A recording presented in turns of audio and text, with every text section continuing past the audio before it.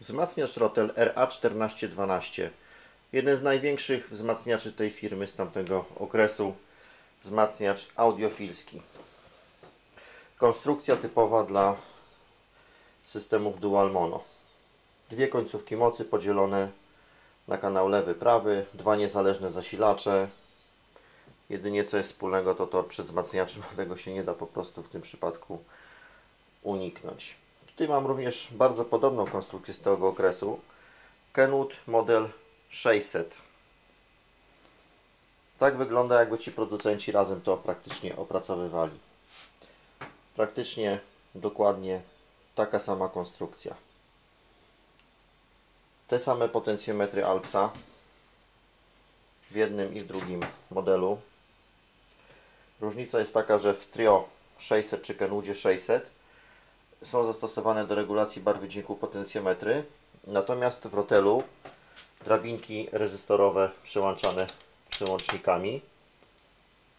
Jeśli chodzi o Rotela 1412, ma przełącznik wejścia impedancji do gramofonów, jak również ma zmienną czułość wejścia 2 mV, 4 i 8. W przypadku modelu Kenwood 600 nie ma już zmiany czułości, natomiast jest zmiana impedancji wejściowej 25, 50 i 100 kΩ, identycznie jak w modelu 1412. Kenwood ma mniejszą ilość wejść, natomiast Rotel ma troszeczkę większą ilość wejść. Poza tym uważam, że są to bardzo bliźniacze urządzenia. Wzmacniacz bardzo mało używany, w stanie perfekcyjnym, bez praktycznie ryski. Stan tak zwana igła. Jak we wszystkich wzmacniaczach z tamtych lat, amplitunerach i innych urządzeniach, pozornie wygląda na pełnosprawny. Jedynie to co widać to trochę kurzu w środku, wymaga czyszczenia, ale jednak częściowo również przygotowania na długie lata pracy. Pomijając kurz, brud, na pierwszy rzut oka wszystko ładnie gra, jednak po podłączeniu słuchawek, ponieważ na głośnikach jest to ciężko wykryć, występuje przy naciskaniu trzeszczenie przełączników, podczas regulacji barwy dźwięku, szczególnie tonów wysokich, trzeszczy w czasie przełączania. To samo dotyczy przełączników. Wzmacniacz ogólnie czyściutki, ale jednak lata zrobiły swoje. Wszystko 100% oryginalne, nigdy nie dotykany. Zabrudzone styki, jak zwykle, wymagają czyszczenia. Przełączniki wymagają czyszczenia.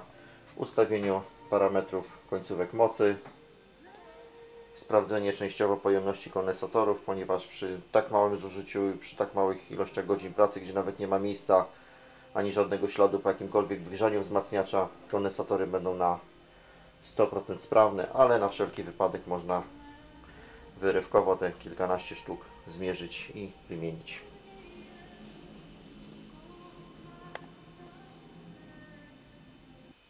Wzmacniacz jest już częściowo rozmontowany. Zdjęty jest panel przedni, osłony boczne.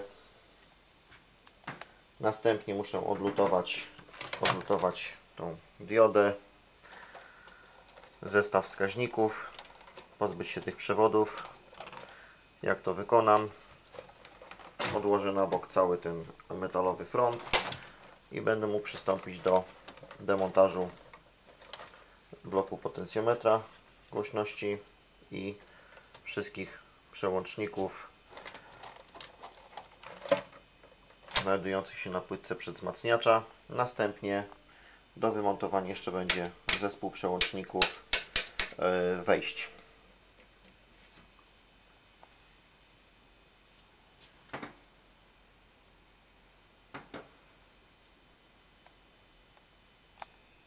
Kilka elementów wymontowanych.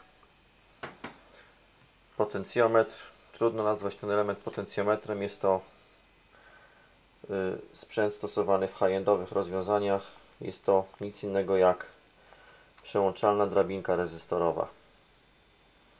Rozebrałem to tylko w celu oględzin. Jest w stanie idealnym. Absolutnie nie wymaga żadnego czyszczenia, a tym bardziej żadnego smarowania. Tego typu regulatory działają zupełnie na sucho, bez jakichkolwiek środków smarujących i nie należy tego zmieniać. Pozostałe elementy: przełączniki, przełącznik kołyskowy, załóżmy tak to nazwę, lekko zanieczyszczony jednak i tak jest w bardzo dobrym stanie. Obrotowy, brudny, czarny, wymaga czyszczenia i zabezpieczenia przed korozją.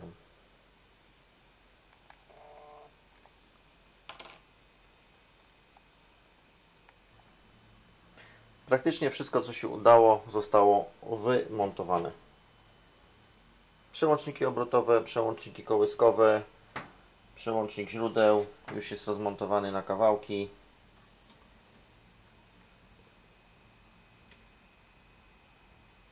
Cały do naprawy.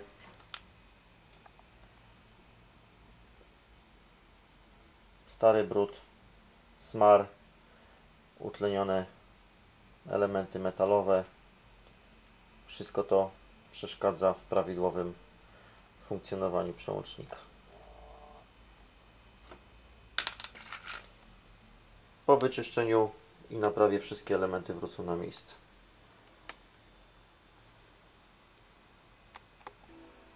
Kolejny etap.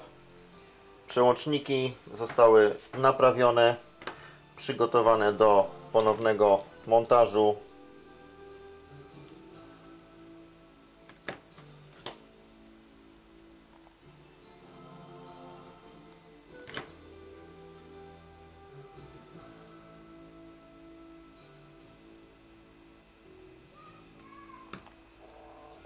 Po zmontowaniu całości, łącznie z panelem przednim, następnym etapem będzie sprawdzenie pojemności kondensatorów elektrolitycznych, czyli ich sprawności, ewentualna wymiana uszkodzonych elementów, następnie ustawienie parametrów końcówek mocy, kalibracja wskaźników i kompleksowy montaż w całość. Urządzenie jeszcze wcześniej zostało całe wyczyszczone. Pozbyłem się w ten sposób jakichkolwiek brudów, kurzu.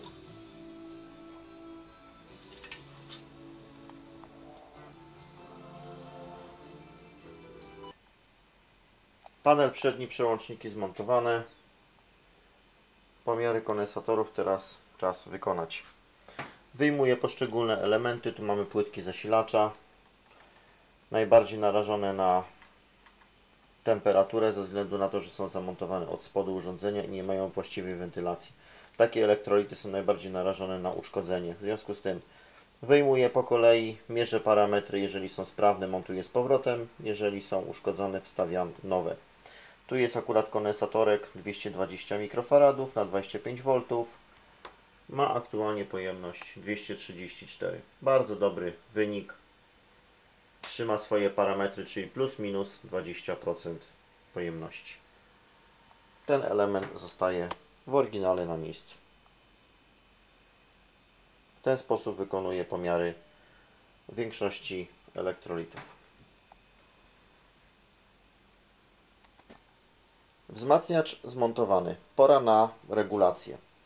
Trzeba ustawić tak: 0 DC, czyli 0 stałego napięcia na wyjściu, bias końcówki mocy, poziomy wskazań mocy na wskaźnikach oraz system zabezpieczenia Protect.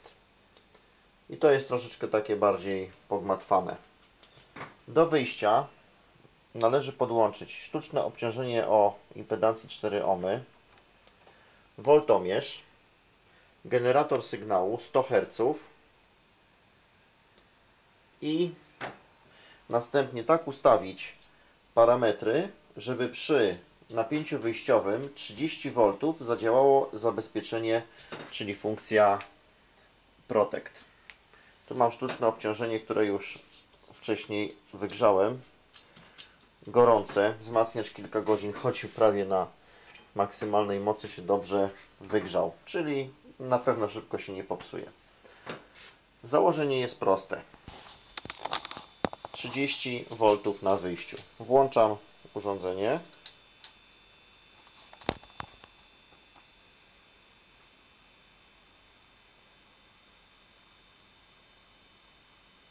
Zadziałał przekaźnik, czyli wyjście głośnikowe zostało uruchomione. Mam podłączony generator, 100 Hz i woltomierz.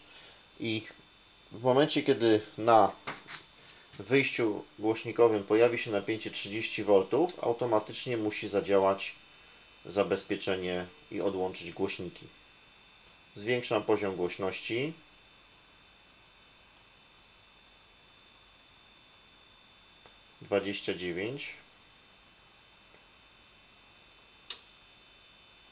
I automatycznie mamy włączony protect. Taką regulację trzeba przeprowadzić dla obu kanałów oddzielnie. Teraz muszę zresetować urządzenie. Inaczej tego protektu niestety nie da się wyłączyć. I jeszcze przeprowadzę test ponownie.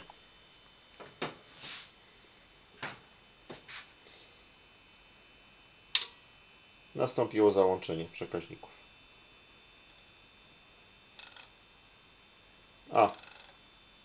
Wyłączyły się ze względu na to, że pozostawiłem gałkę głośności rozkręconą na maksimum i uruchomiłem urządzenie. Świeci dioda zabezpieczenia. W każdym razie taką procedurę przeprowadza się dla obu kanałów ze sztucznym obciążeniem. Kalibracja wskaźników jest przy sztucznym obciążeniu 8 ohmów, zabezpieczenia przy 4 ohmach.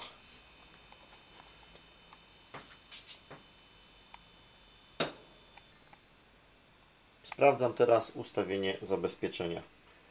W celu, żeby miał większą łatwość regulacji, bardziej precyzyjną, do pewnego momentu reguluję głośność gałką głośności, natomiast jest to potencjometr skokowy, czyli drabinka rezystorowa, a już tą precyzyjną, dokładną wartość ustawiam sobie na generatorze.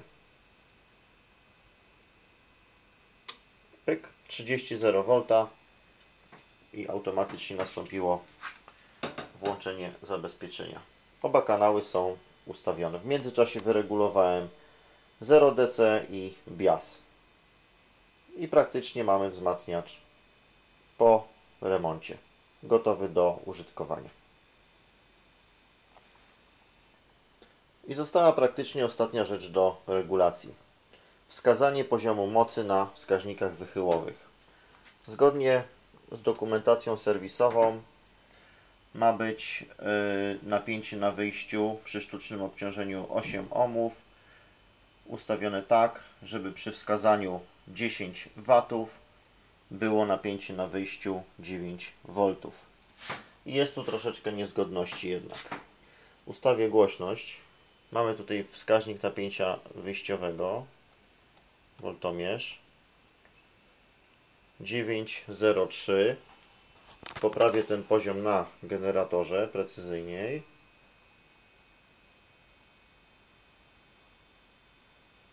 No załóżmy, że mamy punkt pracy i wskaźnik. Wskaźnik pokazuje 5 W z kawałkiem. Jeszcze sobie to skoryguję minimalnie, chociaż to nie ma tak naprawdę większego znaczenia tutaj. 8,98, 99.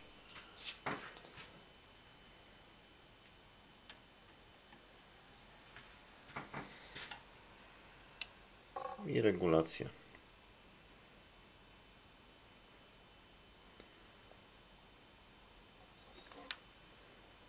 Dziesięć, 0. I tak trzeba wyregulować oba kanały. Ja zrobiłem jeden. Teraz będę musiał tak, sztuczne obciążenie przepiąć na kanał drugi i tą samą procedurę wykonać dla kanału drugiego. I to by było praktycznie wszystko, co jest do zrobienia lub co było do zrobienia w tym wzmacniaczu. Jest zmontowane. Zmierzę jeszcze zniekształcenia harmoniczne. Podłączyłem generator z częstotliwością 1000 Hz, miernik zniekształceń harmonicznych, sztuczne obciążenie 4 ohmy, czyli uzyskam maksymalną moc wyjściową. 0,03% poziom zniekształceń przy mocy, realnie jeżeli wierzyć temu wskaźnikowi, 1 W. Zwiększymy moc wyjściową do 50 W. Poziom zniekształceń 26-27 tysięcznych. Dokumentacja techniczna urządzenia podaje maksymalny poziom zniekształceń przy mocy 110 W 0,08%. Zwiększę ten poziom do praktycznie 100 W na wskaźniku. No oczywiście wskaźnik też ma swoją tolerancję. Poziom zniekształceń 0,2. Minimalnie, kiedy wskazówka zbliży się tylko do wskazania 100 W, poziom zniekształceń wynosi praktycznie 0,02. Czyli możemy spokojnie przyjąć, że wzmacniacz mieści się w swoich założonych parametrach, co wskazuje na bardzo dobrej klasy urządzenie. Analizując inne wzmacniacze podobnej klasy, które mają podane na przykład moc wyjściową 110 W i zniekształcenie maksymalne 1/10, to przy mocy 100 W potrafią osiągnąć zniekształcenia rzędu 2-3%, a przy 50-60 W rzeczywiście mają ten poziom, który podaje producent w dokumentacji serwisowej. Tak ogólnie podsumowując, zostało wymienionych 6 kondensatorów elektrolitycznych, ustawione potencjometry od biasu, 0 DC, parametrów wskaźników i zabezpieczenia. Te ostatnie były rozkręcone w przeciwną stronę niż powinny być, czyli tak naprawdę wzmacniacz nie miał żadnego zabezpieczenia. Ponieważ i tak to zabezpieczenie by nigdy nie zadziałało przy tych ustawieniach potencjometru. Widocznie ktoś sobie chciał zwiększyć jego moc wyjściową, żeby się urządzenie nie wyłączało podczas pracy.